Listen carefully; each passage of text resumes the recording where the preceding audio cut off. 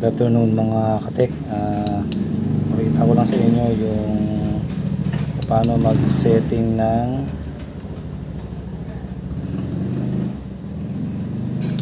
ng limiter kay sa on-grid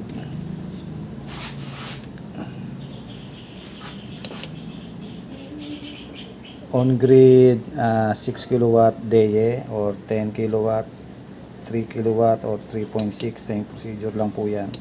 Ito ay nakaset na po yan.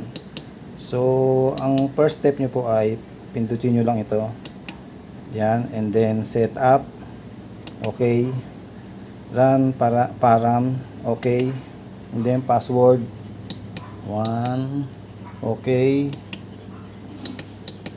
2, okay, 3, okay, 4, okay, and then search nyo lang po yung self check po ay standard dyan, 600 seconds, ibig sabihin 10 minutes. So hindi ko na babaguhin yan. Yung islands dapat naka-off, yung meter naka-off, yung limiter of course syempre naka-on yan. Pero pag hindi pa yan nakaset ay naka-off po yan.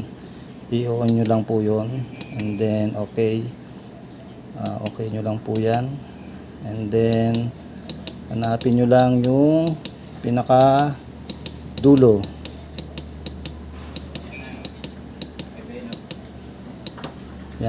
Yan, naka-okay na yan. I-okay nyo lang po yan.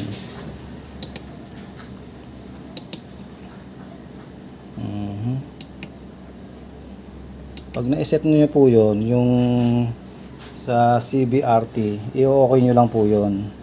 And then, yun po, tapos na. Yun lang po, ganyan lang po kadali ang pagsiset ng limiter. So, ulitin ko po, press nyo lang ito, and then set up, okay, run param, okay, password 1, okay, 2, okay, 3, okay, 4, okay, and then hanapin nyo lang itong mga ito. Yung self check nga ay ulitin ko, 600 seconds, ibig sabihin 10 minutes. Okay na yan para sa akin. Yung islands dapat naka-off, yung meter naka-off, yung limiter of course syempre naka-on. So pag hindi pa nakaset yan, naka-off yan, i-on nyo lang. So okay, and then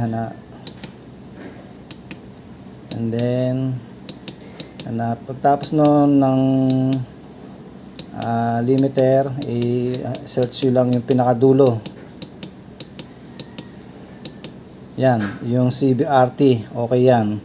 So pag ano yan, i-okay nyo lang to, naka-okay na yan, i-okay nyo lang, pipindutin nyo lang to, and then escape nyo na po. Yan, yun lang, ganun lang po kadali ang pagsiset ng parameter setting ng grid tie inverter ni DE. So PB1 ay 457 watts, wala man akong PB2, PB1 lang yan, 59 Hz, power is 455. Ang aking natipid yan, 33 kilowatts na pagkakatesting ko dito. Tumbas yan ng 374 kung sa amin ha. So ang gamit ko ngayon ay low power ng house sa bahay ay 877. Yung ano ko sa Emerald ko ay 441. Kasi nga ay makulimlim tong araw na to. Pero kanina maaraw kaya medyo mababa ang consumption ko sa Emerald ko, 17 ganun lang. Ay biglang kumulimlim. Alam naman natin na meron na paparating na bagyo ngayon sa ating bansa. So yun lamang po, ganun lang kadali ang pagsiset ng limiter. Sabayan nyo lang po at hindi naman po kayo malilito. Yun lamang po ang aking siningit na video sa araw pong ito. Inulit ko po kasi nga medyo may mali sa una kong video, kaya dinilit ko at gumawa ako ng bago. So yun lamang po at isang magandang araw po sa ating lahat. God bless us all.